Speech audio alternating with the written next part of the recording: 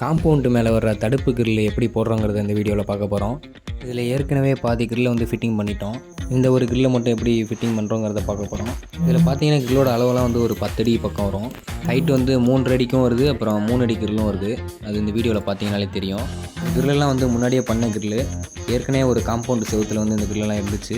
இதுக்கு முன்னாடி இந்த காம்பவுண்டு செவர் ரொம்ப வீக்காக இருக்கவும் அதை இடிச்சிட்டு இப்போ புது செவர் கட்டுறாங்க. அதுக்கு மேலே வந்து இப்போ இந்த கிரில்லை வச்சுக்கிட்டு இருக்கோம். வந்து ஒரு ஸ்கூலுக்கு வர்ற காம்பவுண்டு. திருச்சி சோமரசம்பேட்டையில் தான் இந்த வேலை பண்ணியிருக்கோம். இதெல்லாம் பழைய கிரில்லுங்கிறனால அளவுலாம் வந்து முன்ன பின்ன இருந்துச்சு. அதனால் நம்மளோட அளவுக்காக வெட்டி ஆல்ட்ரு பண்ணி வச்சுக்கிட்டு இருக்கோம். சில கிரில் சேரும், சில கிரில் சேராது.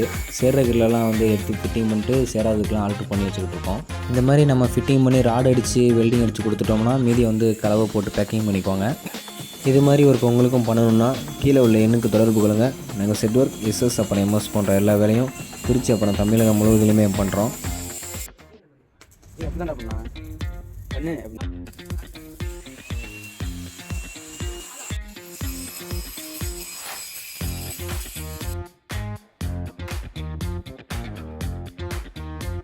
ஃபேக் வீடியோ எடுக்கிறாங்க.